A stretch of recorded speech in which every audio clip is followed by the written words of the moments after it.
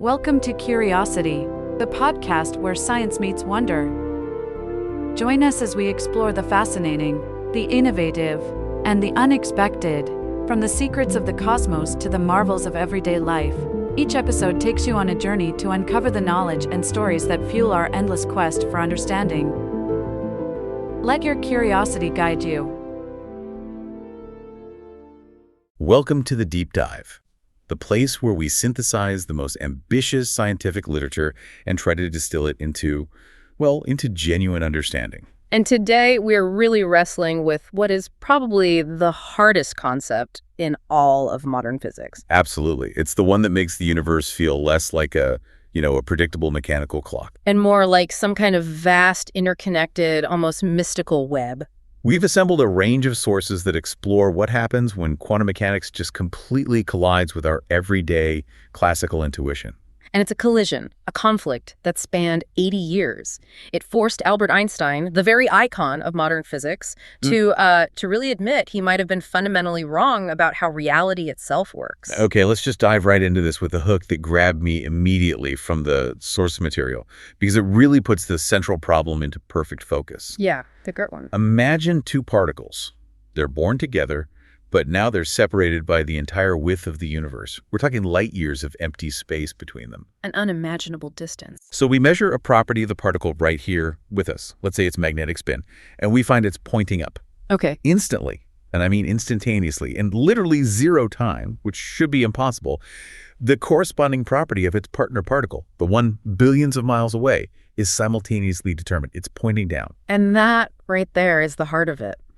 That phenomenon, reduced to its essence, is quantum entanglement. It's this deep, non-local connection between particles. Exactly. It's a confirmation that they are not truly separate entities, but are, in fact, parts of a single, unified quantum system, no matter how much distance separates them. But the contradiction is just. Yeah. It's massive. And it's why this is so famous. Of course. This instantaneous correlation seems to shatter the foundational pillar of modern physics, Einstein's theory of relativity. Which dictates very clearly that nothing, no energy, no matter, and definitely no information, can travel faster than the speed of light. So that deep conflict is exactly why Einstein, all those decades ago, famously and, kind of angrily dismissed this entire idea. He called it spooky action at a distance. Spooky action at a distance.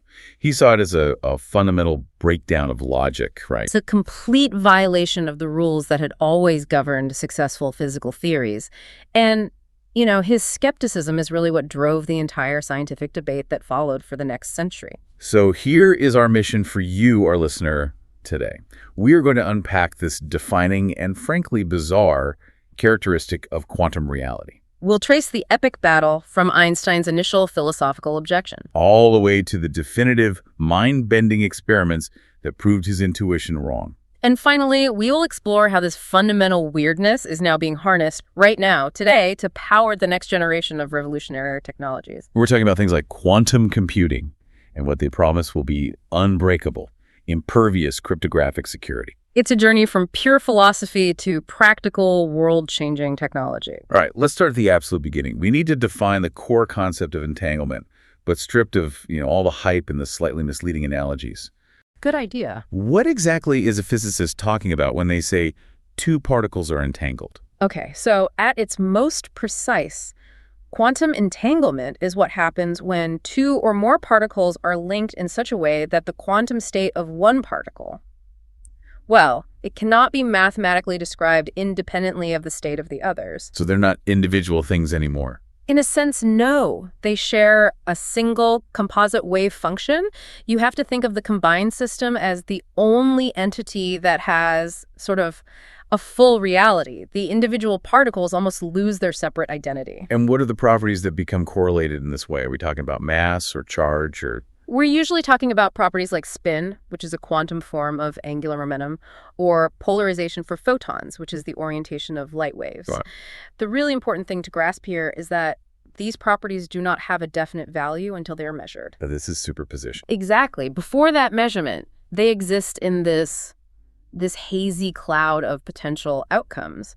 Entanglement ensures that the eventual outcomes, though they're individually random, are intrinsically correlated across the entire system. And we have to keep stressing the instantaneous connection. This is the crucial element. We're talking about absolutely zero time lag, right? Absolutely. The moment you perform a measurement on particle A, let's say, find its spin is up, that action instantaneously fixes the state of particle B to be down. Even if particle B is on the moon. Even if particle B is in the Andromeda galaxy. This correlation is established instantly, not delayed by the 2.5 million years it would take light to cross that distance. And this is where we have to talk about the violation of the cosmic speed limit. I mean, if the correlation is instantaneous, isn't that by definition traveling faster than light? This is the core paradox that bothered Einstein so much. It is the paradox, and it's why we use the term non-local connections. Locality is a bedrock principle of classical physics. The idea that things can only influence their immediate surroundings. Right. What happens here only affects what's right here. Entanglement demonstrably violates that principle. The particles are linked across space without any physical mediation, no signal transfer we can detect. So it completely throws our classical understanding of space and separation into disarray. It does. I mean, if you adhere strictly to the experimental results of entanglement, you are forced to conclude that the universe is fundamentally non-local at its deepest level. You know, when I first read about this, my immediate thought was, this has to be the key to interstellar communication. Everyone thinks that at first. Instantaneous messaging across galaxies. But then you encounter this fascinating twist, this kind of built-in safeguard that preserves causality. Yes, the twist that saves the universe from all sorts of time travel paradoxes, Wow. and it's so elegant. While the correlation between the measurements is instantaneous and non-local, The results themselves. the results of the individual measurements appear completely random to each observer. Until they compare notes. Until they compare notes via conventional slower-than-light means, like a phone call or an email. So just to be crystal clear, the person measuring particle A cannot, for example, choose to make the outcome spin up, to send a Morse code dot, Nope. and then force a spin down for the dash. Precisely. Nature imposes true, irreducible randomness on the outcome of any single quantum measurement. You cannot force particle A to assume a specific state just to encode a message. So you just see a random sequence. You will observe a completely random sequence of results, say up, down, down, up, up. Your distant partner will observe the perfectly correlated sequence, down, up, down, down. But because you couldn't control your initial sequence, you couldn't actually use it to communicate information faster than light. Not a single bit. That distinction is so crucial. It means we get to keep all the spooky weirdness, the non-local link, without destroying time itself or violating relativity's core tenet about the movement of energy. So what the universe allows to travel instantly is not actionable controlled information, Right. but just the instantaneous setting of correlated random states. That's a perfect way to put it. And the law that saves causality is called the no-signaling theorem. It dictates that the correlation exists, but no controllable signal can be transmitted through that correlation alone. It's a beautiful self-regulating mechanism that's just inherent in the math of quantum physics. It really is. Now, to really understand why scientists spent the better part of a century trying to prove this non-locality was real, we have to go back to 1935. To the famous philosophical challenge. Issued by Albert Einstein, Boris Podolsky, and Nathan Rosen, the EPR paper. And it's so important to remember their goal. It wasn't to explore entanglement as a cool phenomenon. No, not at all. Their goal was to use entanglement as a kind of philosophical wrecking ball against quantum mechanics itself. They were trying to prove that the theory was incomplete. They were really focused on a fundamental discomfort with the idea that properties don't exist until they are measured. That was the heart of it for Einstein. He felt that if reality was fundamentally uncertain until it was observed, then the theory itself had to be flawed or, missing something. Exactly. And to really appreciate their discomfort, we have to go back to superposition. Quantum mechanics says that until an interaction or a measurement happens, a particle exists in this probabilistic state, a blend of all possible outcomes. This is the wave function. The famous wave function. The act of measurement forces that wave function to collapse into a single definitive state. But here's the kicker for entangled particles, separated by a huge distance. Right. The measurement of just one of them instantly collapses the wave function of both. And for Einstein, this instant collapse across vast empty space was just physically impossible. He was convinced it would require some kind of signal to travel faster than light. It was simply untenable for him. It violated his core intuition about how the universe should work. an intuition he termed local realism.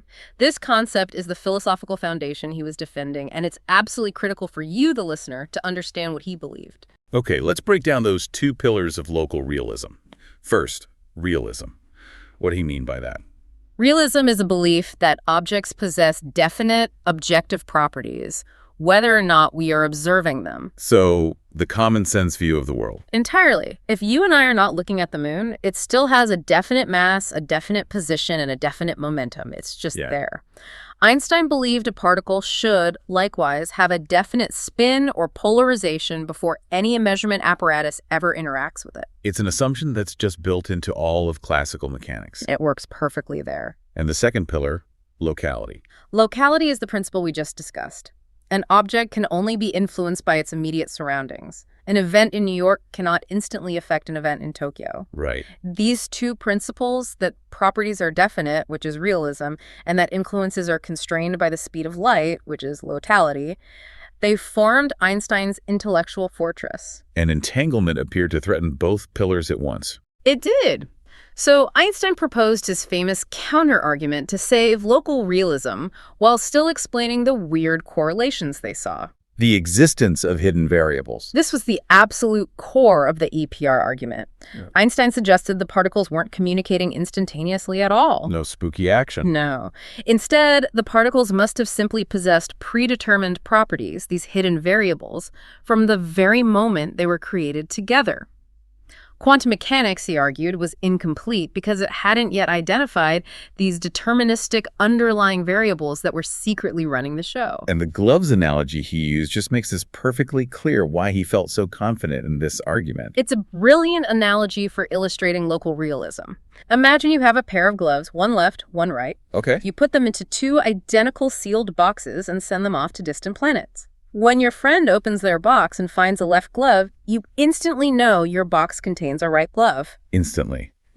But no signal traveled faster than light. Exactly. The knowledge was instantaneous, but no FTL communication happened. Yeah. The properties, the leftness and rightness, were predetermined or hidden in the boxes all along.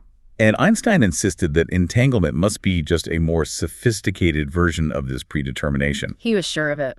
Okay, so if the EPR paper came out in 1935, why did this conflict just sit there as a philosophical stalemate for so long? Why couldn't they immediately run an experiment to prove him right or wrong? Well, they couldn't test it because for all the experiments they could imagine at the time, Einstein's hidden variable theory and the standard predictions of quantum mechanics were mathematically identical. So they both gave the same answers. They both successfully predicted the outcomes of simple standard measurements. The difference was purely philosophical. Quantum mechanics said the properties didn't exist until measured, and EPR said they did exist, those hidden variables, but we just didn't know them yet. So since both models worked in practice, the debate was just stuck. Completely stuck in the philosophical realm. It was a beautiful, high-stakes argument about the very nature of objective reality. Until a physicist finally managed to construct a mathematical test that was not equally predictable by both theories. And the person who broke that stalemate nearly 3 decades later was John Stuart Bell. A brilliant physicist working at CERN in Geneva. Yes. And his 1964 innovation was truly monumental because he managed to transform this esoteric philosophical problem into a concrete, measurable statistical test. This is the moment physics moved from what do we think is true to what does the universe say is true. That's the perfect way to frame it. Bell had this incredible insight. He realized that while the two theories, local realism, so hidden variables in quantum mechanics, so non-local superposition, made the same predictions for simple measurements. They made different predictions for something else. They made different predictions for the strength of the correlation when you perform measurements at specific different angles. And this is what led to his famous Bell's inequality. How does this mathematical expression serve as a sort of a line in the sand between these two worldviews? Bell derived a rigorous mathematical limit, an upper ceiling, that any theory based on local realism must obey. It's a maximum value on how correlated the measurement results can possibly be if you assume there's no FTL influence and that properties are predetermined like Einstein thought. Okay, let's get a little technical here because this is where the precision really matters. Which specific version of Bell's test is most often used in labs today, and what is that specific limit? The most commonly implemented and robust version today is the CHSH inequality, which is named after Clauser, Horn, Chamonix, and Holt, who adapted Bell's original theorem for practical experiments. Okay, the CHSH inequality. Right. And this test involves correlating measurements taken at 3 different angular settings. The CHSH inequality states that a specific correlation parameter, which is often denoted as S, must be less than or equal to 2 if local realism holds true. S has to be less than or equal to. That's the rule for Einstein's universe. That is the rule. So if an experiment measures correlations where S is greater than 2, it definitively proves that local realism is violated. And what does quantum mechanics predict? Well, that's the beauty of it. Quantum mechanics predicts that for entangled particles measured at certain optimal angles, the correlation should be significantly stronger. It predicts a value for S up to about 2.828. So a clear, testable difference. A huge, clear, quantifiable gap. It gave physicists a way to pit Einstein's view against the full, weird power of quantum mechanics and let nature decide. That is just staggering. Bell literally gave the scientific community a way to ask the universe a binary question with a definitive answer. It was a true masterpiece of theoretical physics. So the history of experimental confirmation began in earnest in the 1970s and 80s, primarily led by physicists like Alain Aspect in France. And what did they use? They used entangled photons, particles of light, and very precisely measured their polarization at various angular settings to calculate that S value. And what are those early results? They consistently and repeatedly violated Bell's inequality.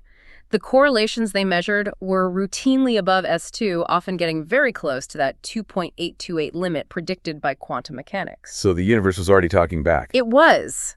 Through meticulous experimentation, it was telling us that entanglement was real, and that our classical common-sense intuitions about local realism were flawed.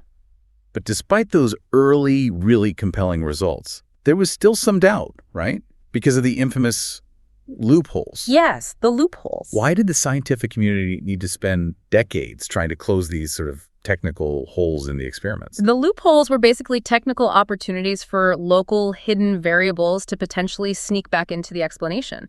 They were ways that a clever skeptic could say, well, maybe you only think you violated the inequality. Okay, what were the major ones? There were 3 big ones. First, the detection loophole, or sometimes called the fair sampling loophole. Right. Early photon detectors weren't very efficient. They missed a lot of particles.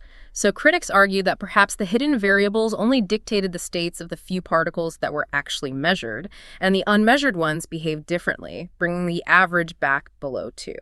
So you needed detectors that caught almost everything. Exactly. Then second, and this was the most serious one, the locality loophole, or the communication loophole. This sounds like the big one. It was. For the test to be truly non-local, the choice of the measurement settings at one station, say, New York, must be made after the entangled pair leaves the source. And the measurement has to be completed before a light speed signal could travel from New York to Tokyo. Otherwise, one measurement device could have subtly influenced the other via some unknown classical communication channel. So to close that, they needed lightning-fast measurement and a huge distance between the detectors. A space-like separation. That's the technical term. And finally, the freedom of choice loophole. This one is a bit more philosophical. It suggested that the measurement settings themselves might be somehow predetermined or correlated with the hidden variables from the start of the universe. To close this, scientists started using random number generators based on light from distant quasars billions of light years away. To ensure that the choice of angle was truly random and independent of anything that could have possibly happened on Earth. Precisely. And the major definitive breakthrough that put all this to rest came in 2015. It did. That year saw several loophole-free Bell tests conducted simultaneously. A notable one in Delft used entangled electrons in diamonds, and others used incredibly fast photonic systems. And they closed all 3 loopholes at once. Simultaneously, using massive distances, super-efficient detectors, and quasar-based random number generators. The result was just overwhelming. The violation of Bell's inequality was confirmed beyond any reasonable scientific doubt. So the debate was over. The experimental debate, yes. Entanglement is real, and the universe is fundamentally non-local. It's astonishing that one philosophical paper drove 80 years of the most intense, sophisticated experimental physics imaginable. Okay, let's revisit that thought experiment just to really solidify how counterintuitive this interaction is. We want to take the abstract math and make it concrete. A great idea. It's important to visualize. So we start again with our entangled pair of photons. We send one to a lab in New York, the other to a lab in Tokyo. Before any measurement happens, both photons are in superposition. Right. They are, in a very real sense, a single potential object that's just stretched across the globe. Neither photon has a definite polarization, vertical, horizontal, diagonal. It's simultaneously all of them. But the system has a relationship. The system has a definitive relationship. For example, it might be set up so that if one is vertical, the other must be vertical, but the individual states themselves are totally undefined. Okay, now, the critical moment. The scientist in New York interacts with her photon. She chooses to measure its polarization along the vertical axis, and she finds the result is vertical. What happens instantly in Tokyo? The Tokyo photon instantly assumes a vertical polarization as well. There's no time delay. If the New York scientist had by chance measured horizontal, the Tokyo photon would have instantly been horizontal. This collapse is non-local. And it's so important to stress this again. It's not that the New York photon sends a message. No.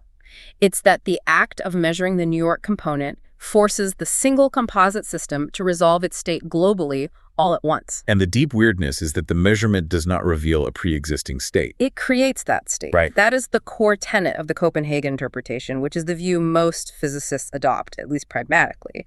The properties simply didn't exist in a definite state until that measurement interaction occurred. So when Einstein insisted on asking what the polarization was before the measurement, He was asking a question based on a false classical premise. He was assuming realism had to be true. but if the question assumes realism, and Bell's theorem proves realism is fundamentally violated, then the question itself is meaningless. It's like asking for the specific color of a sound or the sound of one hand clapping. It's a category error. The correlation is instantaneous because the particles were never truly separate systems to begin with. They were just separated in space, but still connected quantum mechanically. This brings us back to that vital clarification we introduced earlier, the no signaling theorem. Let's drill down one more time on why we absolutely cannot use this for faster-than-light communication. It comes back to that irreducible randomness, which is the ultimate shield for relativity. Imagine the scientist in New York is trying desperately to send a message, a dot, by manipulating her measurement. She can't. She can choose how she measures. Say, she decides to measure along the vertical-horizontal axis, but she absolutely cannot choose the outcome. So she measures, but the result she gets is a 50% chance of vertical, 50% chance of horizontal. It's a true coin flip. A true quantum coin flip. She sees a random stream of data. Her partner in Tokyo sees an equally random stream of correlated results. Neither of them has observed anything but pure randomness. And that correlation only becomes meaningful information, a pattern, once they compare their two random streams using a separate light-speed-constrained channel. Exactly. Since you can't control the outcome of your measurement, you cannot encode your message into that instantaneous correlation. The universe forbids it. So it seems like entanglement is defined more by relationships and structure, rather than the transfer of, physical stuff like matter or energy. That is the modern, more sophisticated view. Many physicists today argue that entanglement doesn't involve physical travel at all because there is no exchange of energy or momentum. It's an information structure. It reflects a foundational truth, that the information structure of the universe is non-local. When you measure a particle, you are not sending a signal to its partner. You are gaining information about the intrinsic global structure of the single quantum system that encompasses both. And that information is immediately known across the entire structure, regardless of geometric distance. Okay, so Bell's theorem settled the experimental debate. It forced us to abandon either locality or realism. But that leaves this huge philosophical vacuum. If the math works perfectly, what story do we tell ourselves about what is actually happening? And this is where interpretations come in. They are the narratives, the philosophical frameworks physicists use to try and make sense of the reality that entanglement reveals. And critically, they all agree on the measurable predictions. Every single one. They only disagree on the underlying ontological truth, the what is of reality. So let's start with the traditional approach, the one that required abandoning realism, the Copenhagen interpretation. The Copenhagen interpretation, which was formulated primarily by Niels Bohr and Werner Heisenberg, is still the most widely taught and, pragmatic view. Its core stance is very simple. Quantum properties genuinely do not exist until they are measured. So observation creates reality. In a sense, yes. The act of observation causes that instantaneous wave function collapse, which brings a definite state into being. But how does it justify that instantaneous collapse over a vast distance without violating relativity? That still sounds spooky. It gets around it by separating physical events from correlation. It argues that the collapse itself is a non-physical event. It's a shift in our knowledge or a change in the potentiality of the system. So no energy or matter travels. Exactly. And since nothing physical travels, relativity is safe. But the philosophical cost is enormous. You have to abandon realism. Reality is fundamentally probabilistic and observer-dependent until a measurement takes place. The particle has no polarization until you look. The big philosophical problem with Copenhagen, though, is the measurement problem, isn't it? It's kind of vague. It's very vague. It doesn't clearly define what constitutes a measurement. Is it when the particle hits a detector? When the detector registers the hit? Or when a conscious human looks at the data? The line is blurry. The line between the quantum world, where superposition reigns, and the classical world, where outcomes are definite, is left completely undefined. And entanglement just makes this problem worse, because it implies that whatever this measurement thing is, it exerts its influence instantly across all of space. Okay, now for the most radical interpretation. The one that sounds like straight-up science fiction, but is surprisingly popular among some theorists. The many worlds interpretation. The many worlds interpretation, pioneered by Hugh Everett. How does this solve the problem? It solves both the measurement problem and non-locality in one incredibly audacious fell swoop by eliminating the concept of wave function collapse entirely. So the wave function never collapses. Never. Its core idea is that when a quantum event occurs, the universe doesn't choose a single outcome. Instead, the entire universe splits into multiple, non-interacting parallel branches, one for every single possibility. So if a particle has a 50-50 chance of being spin up or spin down, the universe literally splits in two. That's the idea. In one branch, you measured spin up, and that is your reality. In a parallel branch, an identical version of you measured spin down. All possibilities are realized somewhere. My head hurts. How does this explain entanglement spookiness? It solves the correlation beautifully, and it preserves locality. The entangled partners split into the same corresponding branches at the same time.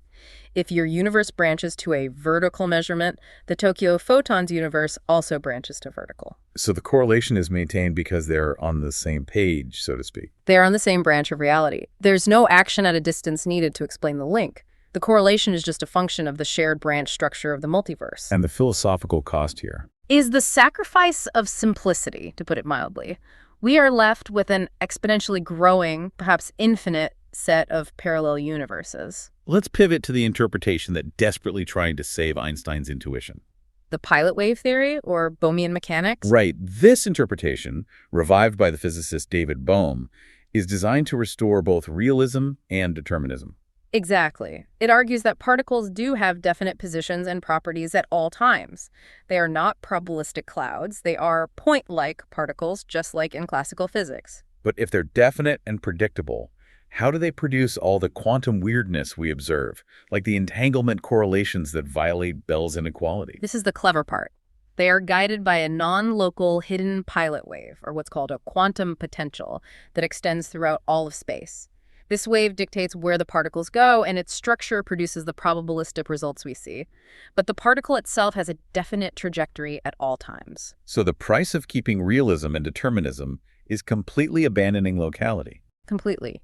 Bohmian mechanics accepts a profoundly non-local universe where this guiding wave instantly influences every single particle, regardless of distance. So the particle itself never travels faster than light. But the guiding wave that tells it where to go does. It's a deterministic model where everything is preset, but it pays the price by having to accept influences that defy space itself. And just briefly, what about relational quantum mechanics? It's highly abstract, but offers a different way out. It does. Relational quantum mechanics argues that quantum properties are not intrinsic or absolute.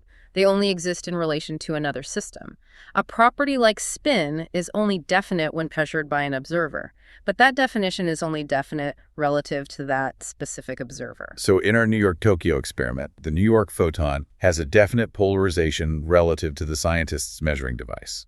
But relative to the Tokyo scientist before she measured it, the New York photon is still undefined and in superposition. So reality is a network of relationships. Exactly. Quantum mechanics, in this view, describes a network of relationships, not absolute, fixed properties of isolated objects. Entanglement is just the most extreme expression of this relational nature. The particles are so fundamentally related that their properties are defined simultaneously across the system, but only relative to the measuring apparatus that interrogates them. You know, what stands out to me across all these complex competing narratives is that every single physicist, regardless of which interpretation they prefer, agrees on one thing. What's that? Our classical intuition about separateness and objectivity is fundamentally broken. That is the ultimate conclusion. Reality is fundamentally relational, contextual, and deeply interconnected. The only way to make the math work requires giving up one of the two foundational pillars of classical science. Something has to go. Entanglement spent so many decades as this purely theoretical, almost philosophical topic. But now, that weirdness is literally becoming the engine of revolutionary technologies. It really is. Let's start with quantum computing, the technology that promises to solve problems currently considered completely intractable. The power of quantum computing is rooted entirely in two quantum effects we've discussed: superposition and entanglement. You have to contrast the classical bit, a single binary switch, 0 or 1, with the quantum bit, or qubit, which can exist in a superposition of both 0 and 1 at the same time. So a single qubit holds exponentially more potential information than a classical bit. But the real exponential power comes from linking them. Yes. When you link those qubits using entanglement, they become highly correlated. Manipulating one instantly influences the state of all the others it's entangled with. This link allows the quantum computer to perform a massive number of calculations simultaneously. So instead of calculating one solution pathway after another like a classical computer does, the entangled qubits explore all possible solution landscapes at once. This is the source of that mind-boggling speed advantage we hear about. The ability to potentially solve problems in minutes that would take a classical supercomputer billions of years. Exactly. Problems like factoring extremely large numbers, which underpins modern cryptography, or simulating complex molecular structures for drug discovery, or optimizing vast global supply chains.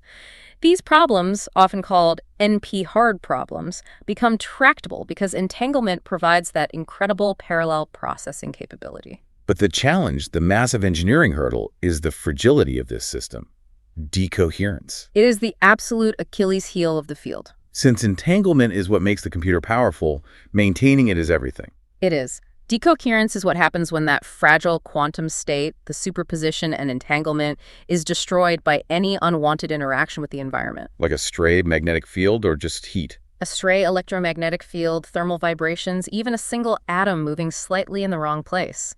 This immediately collapses the quantum possibilities into definite classical certainties, 0 or 1, and you lose all your computational power. And different quantum computer architectures cope with this in different ways, right? I mean, maintaining entanglement in a superconducting circuit is totally different than in a cloud of trapped ions. That's right. For example, take superconducting qubits, which is the approach used by companies like IBM and Google. These are tiny electrical circuits kept at temperatures near absolute zero. We're talking millikelvin temperatures. Colder than deep space. Much colder. And decoherence there is caused primarily by noise from the control wiring or any residual thermal energy. They use these massive cryogenic refrigerators to minimize thermal vibrations to the lowest possible level, just hoping to shield that entangled state long enough to complete a calculation. And what about another approach like trapped ion qubits? That's used by companies like IonQ. They use focused lasers to suspend individual atoms in a perfect vacuum chamber. The qubits are encoded in the electron energy levels of these ions. Here, entanglement is maintained by minimizing scattering from photons or collisions with background gas. And they also need to be cooled. They're cooled using sophisticated laser cooling techniques to prevent thermal motion, which keeps their delicate quantum link intact. So it sounds like the entire field of quantum computing right now is basically a global race to build a perfect quantum vacuum around an entangled system. That's a perfect description. It's an engineering battle against nature's inherent desire to make everything boring and classical. Okay, moving from processing power to security. Let's talk about quantum cryptography, which uses this exact same principle of entanglement to create codes that are, in theory, completely unbreakable. This is perhaps the most mature application of entanglement we have today. It relies on a process called quantum key distribution, or QKD. How's it work? If two parties, let's call them Alice and Bob, share entangled particles, they can use the random correlated results of their measurements to create a perfectly secret encryption key. So they both measure their particles, get a random string of ups and downs or ones and zeros, and that string becomes the key. And it's perfectly correlated, so they have the same random key instantly. But the genius of it lies in that fundamental law of measurement we discussed. The quantum system has a built-in alarm. The observer effect. Yes.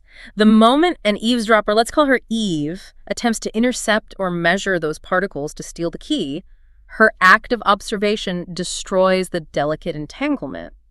It collapses the superposition. And that collapse is detectable. That irreversible collapse instantly introduces statistical errors into the correlation sequence that Alice and Bob are generating. So Alice and Bob just compare a small sample of their keys over a normal channel. If the error rate is too high, if the correlation is broken... They know someone was listening? They discard the key immediately and start over. It's absolute guaranteed security based on the laws of physics rather than on mathematical complexity. You don't just hope the encryption is hard to crack. You know definitively whether anyone has even looked at the key. This is why governments, defense organizations, and financial institutions are already rolling out fiber optic networks that utilize QKD systems in major cities around the world. Next, we have to address quantum teleportation. This concept still sounds like pure science fiction, even though we've seen successful proofs of concept. And it's vital to clarify that quantum teleportation is not Star Trek. We are not beaming matter from one place to another. Right. No, beam me up, Scotty. No. It is the transfer of the quantum state, the pure information encoded in the properties of a particle, to another distant particle. You are moving the information, not the matter. And the mechanism relies entirely on shared entanglement plus a classical communication channel. Correct. Imagine Alice wants to send the quantum state of a third particle, let's call it C, to Bob. She interacts C with her half of an entangled pair, which we'll call A. This measurement actually destroys the original state of C. But it generates classical information, just a few bits of data, that she then must send to Bob via a conventional radio signal or a fiber optic cable. So it's still limited by the speed of light. It is. Relativity remains safe. Bob then uses that classical information he received, along with his half of the original entangled pair, B, to perform an operation that reconstructs the exact quantum state of C onto particle B. So he's recreated the original particle's information state in a new location. Perfectly. And this process represents a groundbreaking new way to transfer fragile quantum information, which is going to be critical for building a vast, secure quantum internet. We've seen quantum states successfully teleported between ground stations in China over 1,200 kilometers apart, and even from Earth to orbiting satellites. And finally, let's touch on entanglement as a tool for extreme precision. Quantum sensors. Yes, this is a huge emerging field. Entanglement offers a way to bypass the classical limits of precision measurement, which are usually imposed by something called quantum noise. Random fluctuation. Exactly. By using entangled particles, sensors can effectively cancel out those random fluctuations that typically limit their sensitivity. For example, entangled photons can be used in microscopes to obtain clearer images with less damaging light, which is crucial for biological samples. And this is being used for other things too. Oh, yes. This enhanced sensitivity is being deployed to improve the precision of atomic clocks, which allows us to measure time and gravity more accurately than ever before. It's also enhancing detectors for incredibly subtle phenomena, like gravitational waves, allowing physicists to probe the fabric of the universe with unprecedented fidelity. Entanglement is truly moving from the abstract to the utilitarian. So having established that entanglement is both very real and intensely useful, we have to turn to its deepest philosophical and cosmological implications.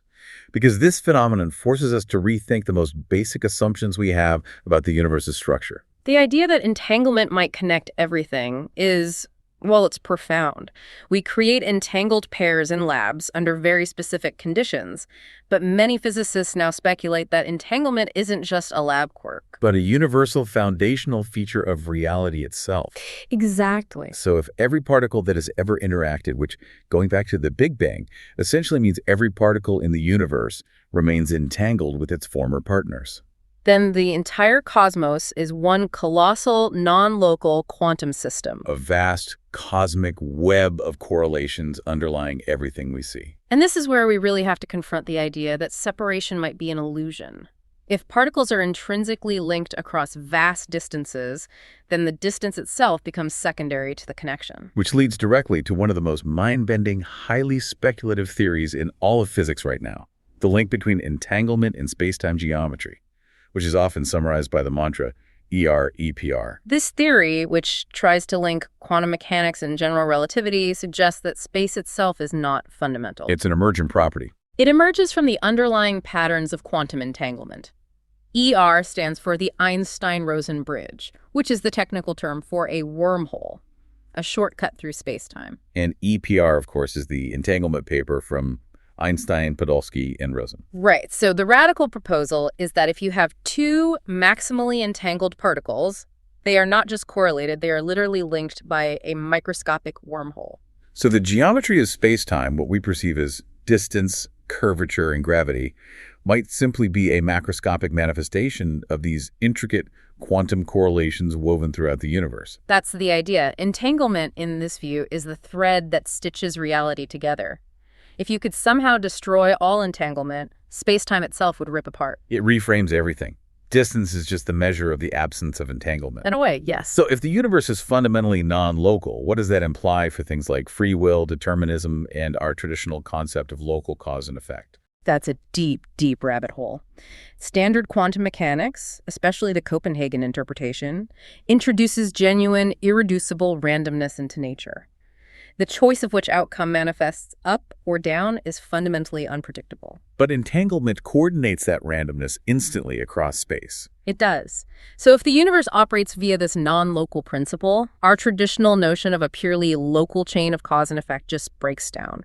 The pilot wave interpretation, for instance, maintains determinism by sacrificing locality. So everything is preset. But the setting is coordinated instantly across the cosmos via that pilot wave. In other interpretations, the genuine randomness suggests that true choice or unpredictability exists, but those unpredictable choices are instantly communicated via correlation, which challenges the idea that any one choice is truly isolated.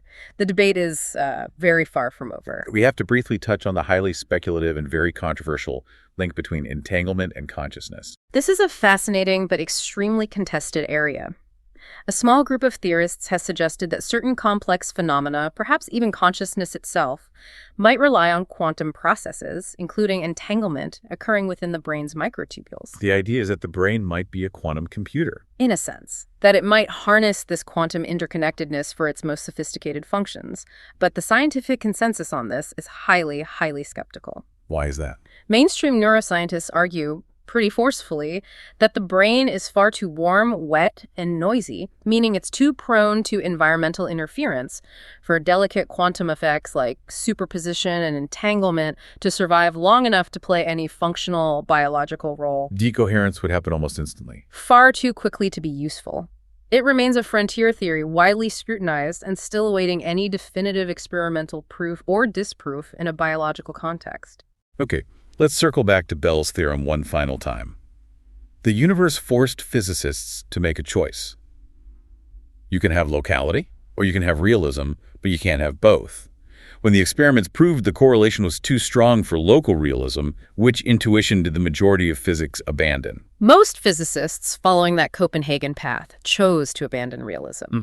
They accept that quantum properties genuinely do not exist until they are measured. The particle is undefined, pure potentiality until an observer forces its state into being. And the minority, like the Bohmians. They chose to keep realism but sacrifice locality. They maintain that the properties were always there, definite and real, but they accept a profoundly non-local universe where influences travel instantaneously via that pilot wave. So the ongoing debate about which interpretation is correct is essentially a profound philosophical choice over which classical intuition separateness or preexistence is the hardest one to give up. The true physical nature of the universe is still hiding from us, forcing us to constantly question what we believe is real. This whole deep dive forces us to confront the fact that our everyday experience, this world of solid, distinct, separated objects, is fundamentally an approximation. It's an illusion, in a way. It is. The underlying reality revealed by quantum mechanics and proven by Bell's theorem is one of profound and instant interconnectedness. As Erwin Schrödinger, who helped define quantum mechanics, put it. He said entanglement is the characteristic trait of quantum mechanics, the one that enforces its entire departure from classical lines of thought. Our intuition that objects are distinct and independent is simply wrong at the quantum scale. What we perceive as separation is merely a geometric description, not a fundamental property of reality. The universe is a vast, self-regulating, non-local quantum system, and information and connection seem to be more fundamental than the matter and energy we interact with every day. And this relentless quest to understand and harness entanglement continues. We are not just building new machines, we are fundamentally redefining our concepts of gravity, communication, and computation. This scientific journey is pushing us to confront the very definition of reality itself. So we'll leave you with this final provocative thought to mull over. Think about Einstein's profound resistance. He fought entanglement until his last breath, arguing that the universe should be local and real. He just felt it in his bones. But the universe simply didn't care what the greatest mind of the 20th century thought should be true. So if the cosmos is fundamentally non-local, and correlation is proven to be more fundamental than the physical distance between 2 points, what does that say about the entire basis of our subjective physical experience? The universe is spooky, and science is the only tool we have that allows us to map something so beautifully strange. Thank you for joining us for the deep dive. We'll see you next time.